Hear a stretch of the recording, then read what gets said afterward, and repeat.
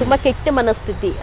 ಇವ್ರದ್ದು ಆನಿವರ್ಸರಿ ಇತ್ತು, ದರ್ಶನ್ ಅವ್ರದ್ದು ಆನಿವರ್ಸರಿ ಇದ್ದಿದ್ದ ಸಮಯದಲ್ಲಿ ಪೇಪರಲ್ಲಿ ನಿರಂತರವಾಗಿ ಬರ್ತಾ ಇತ್ತು, ನ್ಯೂಸ್ ಪೇಪರಲ್ಲಿ ವಿಜಯ್ ಅವರು ಕೇಳಿದ್ದಾರೆ ಪರ್ಮಿಷನ್ ನೇರ ಭೇಟಿಗೆ, ಅವರು ಬರ್ದಿದ್ದಾರೆ ಅಂತ. ಆಗ ದರ್ಶನ್ ಅವ್ರು ಕೇಳಿರೋದಿಲ್ಲ, ಅವಳು ಕೇಳಿರ್ತಾರೆ, ಪೇಪರ್ ಅವ್ರು ಸುಮ್ಮನೆ ಏನ್ ಬೇಕೋ ಅದು ಬರ್ದಾಕ್ಬಿಡ್ತಾರೆ ಅಂತ ಇದ್ಲು. ವಿಜಯಲಕ್ಷ್ಮಿ ಕಂಡ್ರೆ ಆಗಲ್ಲ ಪವಿತ್ರ ಗೌಡಂಗೆ? ಆಗೋದೇ ಇಲ್ಲ. ಅವ್ರನ್ನ ಏನೇನೋ ಹೇಳ್ತಾರೆ ಅಮ್ಮ, ಅವ್ರ ಬ್ಲ್ಯಾಕ್ ಮ್ಯಾಜಿಕ್ಕು ಏನೇನೋ ಹೇಳ್ತಾರೆ ಆ ಅಮ್ಮನ ಮೇಲೆ. ಪಾಪ ಇವಳು ವಿಜಯಲಕ್ಷ್ಮಿ ಬಗ್ಗೆ ತುಂಬಾ ಕೆಟ್ಟದಾಗಿ ಪ್ರಚಾರ ಮಾಡ್ತಾರೆ ಅಲ್ಲಿ. ಆಗ ಆನಿವರ್ಸರಿ ಇತ್ತು, ಇನ್ನ ಏನ್ ಮಾಡೋದು, ನಾವೇನ್ ಮಾಡಿದ್ರಿ, ಅಲ್ಲಿ ತುಂಬಾ ಮಹಿಳಾ ಅಭಿಮಾನಿಗಳಿದ್ದಾರೆ ದರ್ಶನ್ ಅಣ್ಣಂಗೆ. ಹೌದಾ? ಅಯ್ಯೋ ಭಯಂಕರ. ಕೋರ್ಟ್ ಬಂತಂದ್ರೆ ನಾವು ಅವನ್ನ ನೋಡಕ್ಕೆ ಹೆಂಗಿದ್ದಾರೆ ಅಂತ ನೋಡಕ್ಕೆ ಸುಮ್ನೆ ಹೋಗ್ತಿರಿ ವಿಸಿ ಕೋರ್ಟ್ ಹತ್ರ. ಹೌದಾ? ವಿಸಿ ಕೋರ್ಟ್ ಅಲ್ಲಿ ನೋಡಕ್ ಹೋಗ್ತೀರಿ, ಅಲ್ಲಿ ವಿಸಿ ಕೋರ್ಟ್ ಇದೆಲ್ಲ, ವಿಡಿಯೋ ಕಾನ್ಫರೆನ್ಸ್ ಕಾಣುತ್ತಲ್ಲ ಅವ್ರು ಬಂದಿರೋದು ಕೋರ್ಟ್ ನಡೆಯುವಾಗ. ಸೊ ಹೋಗ್ತೀರಿ ನೋಡೋದಕ್ಕೆ. ಆ ದಿವಸ ಅವ್ರದ್ದು ಆನಿವರ್ಸರಿ ದಿವಸ ಕ್ಯಾಂಟೀನ್ ಬರುತ್ತೆ ಅಲ್ಲಿ, ಏನು ಸ್ವೀಟ್ಸು ಕೇಕ್ ಎಲ್ಲ.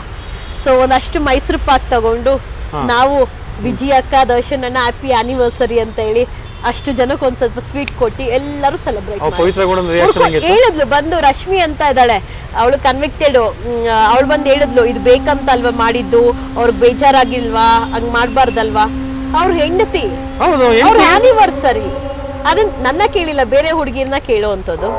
ಆಮೇಲೆ ಒಂದ್ಸಲ ರಶ್ಮಿ ಅಂತ ಬಂದು ಕೇಳಿದ್ರು, ನೀವ್ ಯಾಕೆ ಪವಿತ್ರ ಗೌಡ ಬಗ್ಗೆ ನೆಗೆಟಿವ್ ಮಾತಾಡ್ತೀರಾ, ಅವಳು ಒಂದ್ ಹೆಣ್ಣಲ್ವಾ, ದರ್ಶನ್ ಅವ್ರಿಗೆ ಬುದ್ಧಿ ಇರ್ಲಿಲ್ವಾ ಇವಳು ಸವಾಸ ಮಾಡಕ್ಕೆ ಅಂತ.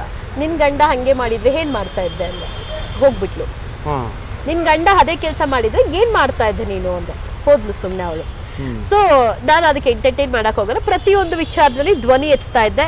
ಸುಮ್ನೆ ನಿಂತ್ಕೊಂಡು ನೋಡ್ತಾ ಇದ್ಲು, ಏನು ತಿರುಗಿಸ್ ಮಾತಾಡೋದು ಇಲ್ಲ, ಬರೋದೇನಿಲ್ಲ, ಮುಖ ಹಿಂಗ್ ಇಟ್ಕೊಂಡು ಹೋಗ್ಬಿಡ್ತಾ ಇದ್ಲು.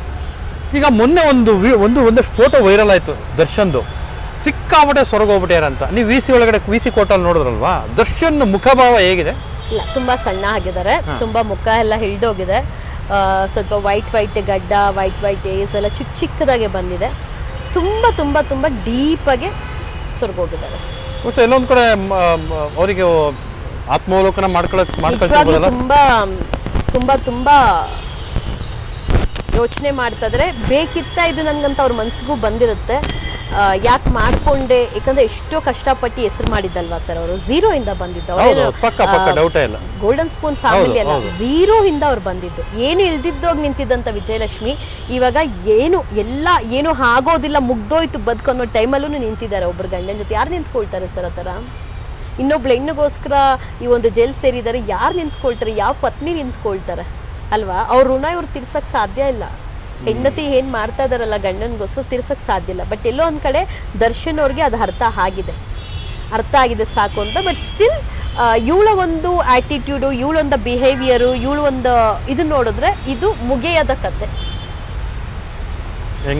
ಬಿಡೋದಿಲ್ಲ. ಅವಳು ಯಾವಾಗೂನು ಅದು ಮೆಂಟಲ್ ಟಾರ್ಚರ್ ಕೊಡ್ತಾ ಇರ್ತಾರೆ, ಬಿಡಲ್ಲ, ಚಾನ್ಸೇ ಇಲ್ಲ. ಅಷ್ಟು ಅವಳು ಮೆಂಟಲ್ ಟಾರ್ಚರ್ ಕೊಡ್ತಾಳೆ. ದರ್ಶನ್ ಇಷ್ಟ ಇಲ್ಲದೆ ಇವೆಲ್ಲ ಆಗ್ತಾ ಇದೆಯಾ ಪವಿತ್ರ ಗೌಡನ್ ಜೊತೆ ಒಂದು ರಿಲೇಶನ್ಶಿಪ್ ಅಂತ? ಅಂದ್ರೆ ಇಷ್ಟ ಬ್ಲಾಕ್ ಮೇಲ್ ಮಾಡ್ಕೊಂಡು ಆ ರೀತಿ ಮಾಡ್ಕೊಂಡು ಏನೋ ಇರುತ್ತೆ ಸರ್ ಇಂಟರ್ನಲ್, ನಮಗ್ ಗೊತ್ತಿಲ್ಲ ಅಲ್ವಾ. ಇವಾಗ ಒಂದು ಹೆಣ್ಣು ಗಂಡು ಅವ್ರ ಮಧ್ಯೆ ಅಷ್ಟು ದೊಡ್ಡ ರಿಲೇಶನ್ಶಿಪ್, ಅಷ್ಟು ಬಾಂಧವ್ಯ ಆಗಿದೆ ಅಂದ್ರೆ ಇವಾಗ ನಮ್ದೇ ನೋಡಿ, ಯಾರ್ಯಾರ ಮನಸ್ಥಿತಿ ಹೆಂಗೆ ಇರುತ್ತೆ, ಇಲ್ಲ ವಿಡಿಯೋಸ್ ಇರುತ್ತೆ, ಇನ್ನೊಂದಿರುತ್ತೋ, ಯಾರು ಗೊತ್ತು ಯಾವ ಲೆವೆಲ್ ಬ್ಲಾಕ್ ಮೇಲ್ ಮಾಡ್ತಾರೆ ಅಂತ. ಸೊ ಖಂಡಿತವಾಗ್ಲೂ ಒಂದು ಗಂಡಸನ್ನ ಕುಗ್ಸುವಂಥದ್ದು ಒಂದು ಹೆಣ್ಣೆ ಆಗಿರ್ತಾರೆ. ಒಂದು ಗಂಡಸನ್ನ ಕುಗ್ಗಿಸ್ಬೇಕು ಅಂದ್ರೆ ಅದು ಅವರಲ್ಲಿ ಇರುವಂತ ಏನೋ ಒಂದು ಇರುತ್ತೆ ವೀಕ್ನೆಸ್ ಅಲ್ವಾ. ಸೊ ಆ ವೀಕ್ನೆಸ್ ಏನೋ ಇದೆ ಅವಳ ಹತ್ರ.